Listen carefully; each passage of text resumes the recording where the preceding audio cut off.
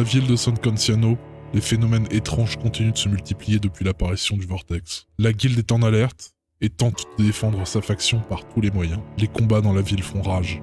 Mais la nouvelle arrivée des Rashars pousse la guilde à prendre plus de risques dans sa quête de puissance. Des cristaux magiques sont apparus dans la fontaine de la place de San Canciano. La guilde, conscient de leur potentiel, a détaché une petite unité pour les récupérer.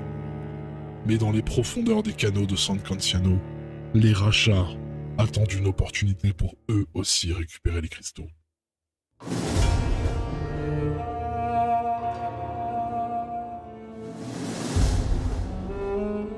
Bonjour et bienvenue dans Dungeon Attack pour cette toute première partie narrative de Carnet Valley. Dans cette partie, le but sera de récupérer les cristaux magiques disposés dans la fontaine au milieu de la ville de San Canciano.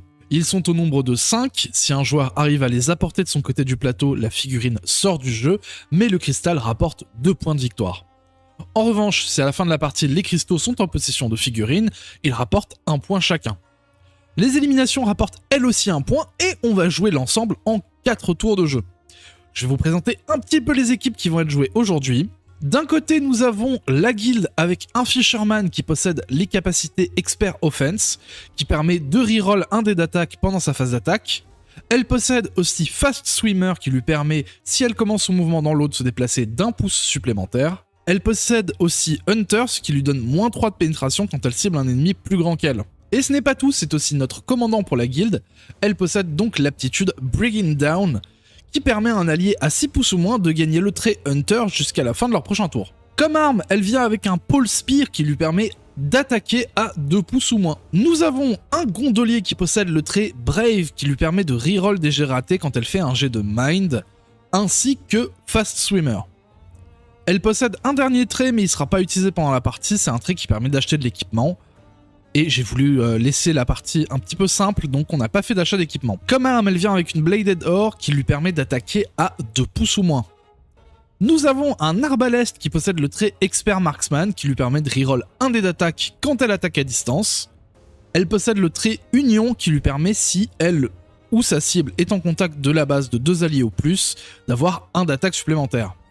Elle vient avec une crossbow qui lui permet de tirer jusqu'à 30 pouces de distance, c'est pas mal du tout, mais elle nécessite d'être rechargée tous les 2 tirs. Et le dernier personnage pour la guilde est un Pilferer. Il possède le trait Concealment qui lui permet de gagner plus 1 de protection quand elle est en cover, en plus du bonus de cover standard. Elle possède Pickpocket qui lui permet de voler des will points d'un adversaire quand elle s'en désengage de ce dernier. Et le dernier trait c'est Slippery qui lui permet de reroll jusqu'à 3 dés quand elle se désengage, et gagne plus 1 de mouvement si elle réussit le test de dextérité. Son arme est une dague qui a 0 pouce de portée, il faudra donc qu'elle soit au contact pour attaquer. Et voilà pour la guilde, on va passer au Rashar. Le commandant des Rashars est un terrifiant Cult Enforcer qui vient avec Fast Swimmer, Expert Offense 2, donc pareil que Expert Offense mais qui lui permet de reroll 2 dés au lieu d'1. Il possède aussi Expert Protection 2 qui lui permet de reroll 2 dés sur son jet de protection. Il possède comme command ability Bolster Your Face qui lui permet de donner plus 1 de protection à tous ses alliés pendant un tour. Il suffit juste qu'il soit à 3 pouces au moins. Son arme est une Iron Mask qui peut stun les ennemis, en revanche elle est difficile à manier, l'adversaire aura plus de chances d'esquive. Notre deuxième personnage est un hybride qui vient avec Fast Swimmer 2 et la possibilité d'utiliser son arme sous l'eau. Son arme du coup est un Dive Knife avec 0 de portée. Nous avons un Lesser Reel qui vient avec Fast Swimmer 2 et Water Creature qui lui permet de se déployer dans l'eau ainsi que de n'avoir aucun malus de mouvement dans l'eau. Il vient aussi avec le trait Fear qui lui permet de reroll autant de dés d'attaque que possible si son adversaire rate un jet de Mind imposé par le trait. Son arme possède elle aussi un Stun ainsi que le trait Aquatique. Et l'arme est un Dementing Tentacle qui a 0 pouce de portée. Et le dernier personnage des Rashars est un Officiant of Dagon qui vient avec Expert Offense 1, son arme est une Kopech Dagger à 0 pouce de portée. Voilà pour les 2 équipes, on va passer à la partie. Si vous ne connaissez rien à Carnet Valley, ne vous inquiétez pas, je vais expliquer des bouts de règles au fur et à mesure de la partie. J'aimerais prendre le temps de remercier ma petite amie qui m'a aidé à jouer à Carnet Valley et qui m'a aidé à produire toute cette vidéo, je lui fais un gros bisou. J'ai décidé, en homme galant que je suis, de lui laisser placer ses personnages en premier. Du coup, elle déploie son reel dans l'eau à 3 pouces du bord. Il est le seul à pouvoir le faire grâce à sa capacité. Et elle déploie le reste de son équipe sur le bord à 1 pouce les uns des autres. Alors moi, j'ai déployé mon équipe comme ça. C'était pas très stratégique de ma part, mais bon. Pour savoir qui commence à chaque tour, on va jeter un nombre de dés qui est le même que celui de nos points de commandement. Chacun de nos commandements a un point, donc un dé. Camilla jette son dé, elle fait un 6 et moi je fais un 1. C'est un échec critique, elle commence à jouer. Elle commence par déplacer son hybride de 4 pouces. Pour sa deuxième action, elle déplace son hybride dans l'eau. Descendre et monter dans le canal coûte 1 pouce de mouvement. Grâce à l'habilité Fast Swimmer, elle peut en revanche regagner l'autre côté de la rive, ce qu'elle fait. C'est à mon tour, je commence par déplacer mon pilfereur jusqu'au bord du canal. Je tente un saut. Pour faire un saut, c'est pas bien compliqué, faut lancer sa dextérité. On a 2 pouces de saut de base, plus 1 pouce par réussite. Dans le jeu, la réussite, c'est en général des 7. Je lance 6 dés, sur mon lancer, j'ai un succès, donc je saute sur l'amas de bois au milieu du canal. La règle précise que je peux faire un chain jump, donc un saut gratuit quand on se situe sur un objet qui fait 1 pouce de hauteur ou moins. Je lance du coup à nouveau 6 dés, j'obtiens un succès et j'atterris de l'autre côté du canal. C'est au tour de Camille, elle déplace son Lesser Reel qui commençait dans l'eau, son habilité Fast Swimmer lui donne 2 pouces de déplacement supplémentaire lorsqu'il est dans l'eau, qui lui permet de regagner l'autre rive aisément. Pour sa deuxième action, Camille déplace le reel de 3 pouces jusqu'à l'objectif et elle s'en rapproche plutôt rapidement.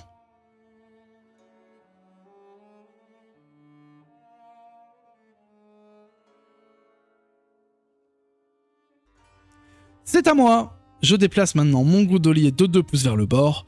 Je vais tenter un saut pour ma deuxième action avec le gondolier. Sur les 4 dés, j'obtiens 2 succès, ce qui me donne 4 pouces à mon déplacement. Alors, c'est pas assez pour sauter d'un bord du canal jusqu'à l'autre, mais je peux sauter sur l'amas de bois au milieu, et j'ai un chain jump, et ça me sauve la vie, j'arrive à passer de l'autre côté du canal. C'est à Camille, elle déplace maintenant son Officiant of Dagon de 4 pouces jusqu'au bord du canal. Pour la seconde action, elle va tenter un saut sur l'amas de bois, elle jette 4 dés et obtient 2 succès. Elle aussi a droit à un chain jump, elle jette à nouveau 4 dés, elle obtient un succès et elle arrive sur l'autre rive. C'est à mon tour. Je vais me déplacer avec mon Fisherman de 4 pouces et décider pour la deuxième action de terminer sur la gondole, ce qui va être un bien bel atout pour me déplacer sur le canal. Pour la dernière activation de ce tour, Camille va déplacer son Cult Enforcer dans le canal à 3 pouces. Comme elle a 4 pouces de déplacement et la descente dans le canal coûte 1 pouce supplémentaire. Pour sa deuxième action, elle se déplace de 4 pouces en restant dans le canal. Et c'est ma dernière activation. Je déplace mon arbalétrier jusqu'au bord du canal, je tente un saut, je lance mes dés, j'obtiens 2 réussites, j'arrive sur le tas de bois, je fais un chain jump et j'arrive de l'autre côté. Ouf!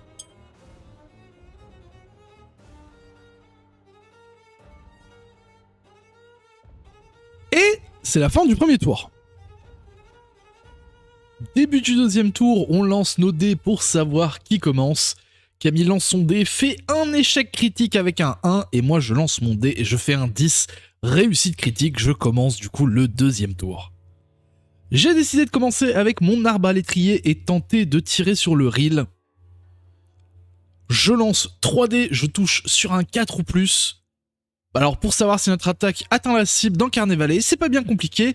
Il faut connaître la dextérité de son adversaire et il faut faire sa dextérité ou plus. Là pour le reel c'est un 4, je fais donc une réussite, mais par contre j'ai Expert Marksman ce qui me permet de reroll un dé, du coup je termine à 2 réussites. Camille fait son jet de protection, pour un jet de protection on jette son nombre de dés en fonction de sa stat de protection, le reel a 3, donc 3 dés. Le but étant de faire des succès, on rappelle les succès dans Carnet Valley, c'est des 7 ou plus. Elle jette 3 dés et obtient une réussite, elle prend 1 dégât, c'est pas beaucoup. Le reel du coup est à 10 PV. Pour ma deuxième action, j'ai décidé de retirer à nouveau avec mon arbalétrier. Je lance 3 dés, j'obtiens une réussite. Grâce à mon habilité, je reroll et je suis toujours à une réussite. Camille fait son jet de protection. Sur son lancer de 3 dés, elle fait une réussite. Elle prend aucun dégât. On peut dire que mon arbalétrier n'aura servi à que dalle. Allez, c'est à Camille. Elle commence par se déplacer avec son reel sur l'objectif. Pour sa deuxième action, elle ramasse un cristal qui est un des objectifs de victoire de la partie.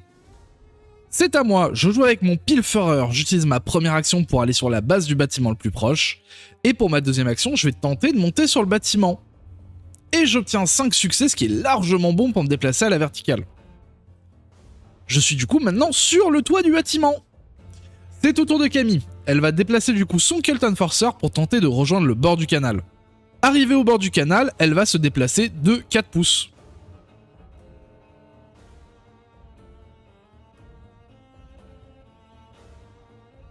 C'est à moi, je joue avec mon Fisherman et je vais tenter de me déplacer avec la gondole.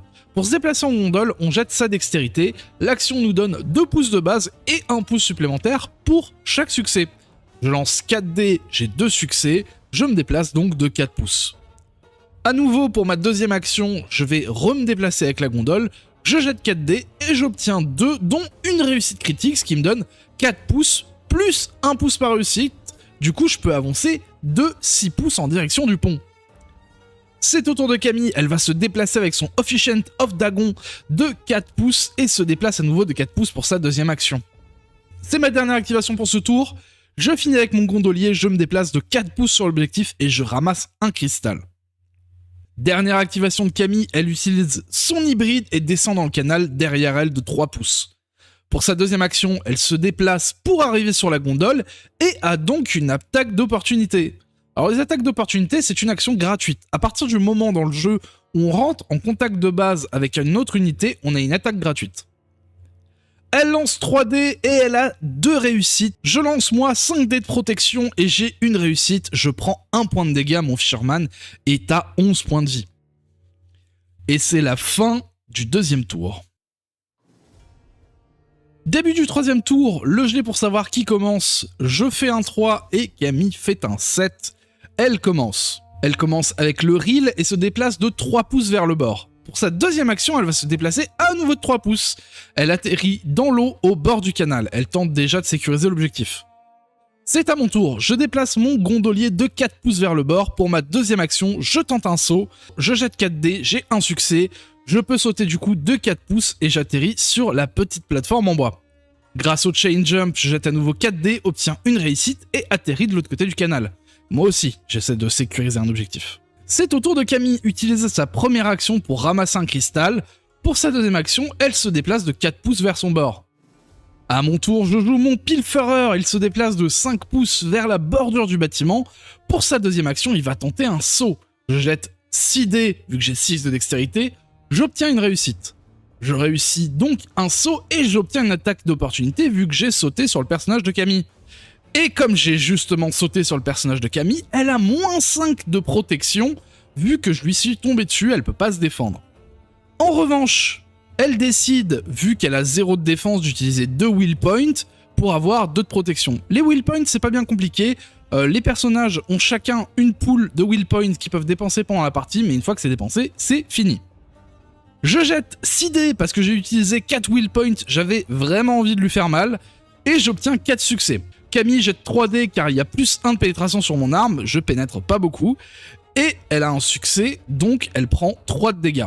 Et elle a oublié son habilité Expert Protection qui lui aurait permis de reroll un dé, malheureusement. Et son Cult Enforcer tombe à 10 PV. C'est au tour de Camille, elle décide d'activer justement son Cult Enforcer et attaquer le Pilferer. Elle jette 4 dés d'attaque qui touchent à 7, vu que l'arme du Cult Enforcer est très lourde à manier. Elle a 2 réussites, grâce à Expert Offense, elle reroll 2, ce qui lui fait 3 réussites. Moi je fais mon jet de protection, alors j'ai pas beaucoup de protection, je n'ai que 2 dés malheureusement, et j'obtiens aucun résultat positif. Je prends 4 de dégâts, et plus un stun grâce à l'arme de Camille. Le stun, ça fait que, en gros, je vais avoir moins 1 à quasiment toutes mes stats jusqu'à ma prochaine activation. Pour sa deuxième action, Camille attaque à nouveau, elle jette 4 dés, obtient 4 réussites, dont une réussite critique. Réussite critique qui garantit un dégât minimum. Je me défends avec mes 2 dés et je n'obtiens pas de réussite. Et on peut dire au revoir au Pilferer qui décède avec 6 points de dégâts. C'est à mon tour, bon, ça se passe pas très bien pour moi, hein. J'active mon Fisherman, j'attaque avec 7 dés car j'utilise mes will points, ça touche sur un 4. Et j'obtiens 6 réussites, c'est pas mal du tout. Camille se défend avec 3 dés, elle obtient 2 réussites, donc elle prend 4 de dégâts. Son hybride tombe à 7 points de vie. Pour ma deuxième action, j'attaque à nouveau, je jette 4 dés, je touche sur un 7 ou plus, et j'obtiens 4 réussites, c'est pas mal. Camille jette ses 3 jets de protection et obtient 3 réussites. Elle prend seulement 1 dégât, l'hybride tombe à 6 points de vie. C'est au tour de Camille, elle joue avec l'hybride et attaque le Fisherman. Elle lance 4 dés et utilise 2 will points pour en rajouter 2 supplémentaires. Elle obtient 4 réussites, dont une critique, ce qui fait 5 points de dégâts.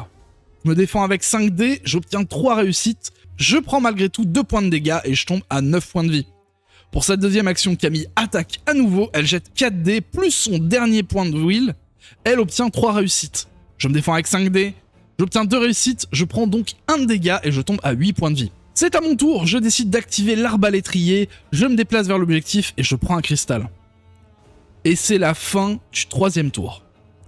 4e manche, on jette les dés pour savoir qui commence. Je fais un échec critique sur un petit 1 et Camille fait un 7, elle commence. Elle décide d'activer son reel, se déplace de 3 pouces et elle sort du board, elle obtient donc 2 points de victoire vu qu'elle a réussi à emmener un cristal. C'est à mon tour, je joue avec mon arbalétrier, je gagne le bord du canal, je tente un saut, je jette 4 dés, j'obtiens 2 succès, je peux donc me déplacer de 4 pouces, j'atterris sur la mat de bois au milieu du canal, et je relance du coup, grâce au chain jump, j'obtiens une réussite, et je regagne l'autre côté du canal. C'est au tour de Camille, elle active l'Officiant of Dagon, elle se déplace de 4 pouces et atterrit dans le canal. Pour sa deuxième action, et grâce à son habilité Fast Swimmer, elle arrive à sortir du board, ce qui lui fait 2 points de victoire supplémentaires. C'est à mon tour, je décide aussi de sécuriser un objectif avec mon gondolier, je sors du board, ça me fait 2 points de victoire. C'est au tour de Camille, elle active son Cult Enforcer, elle se déplace de 3 pouces et ramasse un cristal, ce qui lui fait 1 point de victoire, si elle arrive à le sécuriser jusqu'à la fin de la partie. J'attaque avec mon Fisherman, je jette 4 dés, j'obtiens 2 réussites. Camille se défend avec 3 dés et obtient 2 réussites, elle ne prend pas de points de dégâts. J'attaque à nouveau, je jette 4 dés, j'obtiens 3 réussites. Camille se défend à nouveau avec 3 dés, elle obtient une réussite et prend 2 points de dégâts. L'hybride tombe à 4 points de vie. C'est au tour de Camille, elle décide de se venger et d'attaquer avec son hybride. Elle jette 4 dés, obtient 3 réussites. Je me défends avec 5 dés, j'obtiens une seule réussite malheureusement. Et mon Fisherman tombe à 6 points de vie. Camille attaque à nouveau, elle jette 4 dés, obtient 3 réussites. Et sur ce dernier jet, j'ai de la chance, vu que c'est le dernier jet de la partie, je tank tous les points de dégâts, j'arrive à tout finir. Et malheureusement, la partie est terminée. Camille finit du coup la partie avec 6 points de victoire, 2 sécurisations de cristal, ce qui lui font 4 points, 1 kill sur mon pilferer, et le contrôle d'un cristal, ce qui lui fait 6 points en tout. Et moi, je finis à 3 pour un contrôle de cristal, et seulement une sécurisation de cristal. Et ben voilà, c'était un projet énorme de faire cette vidéo, j'espère que ça vous a plu. Moi j'ai passé un bon moment à la faire. Je vous remercie fortement d'avoir regardé la vidéo, je vous fais des bisous, prenez soin de vous, ciao.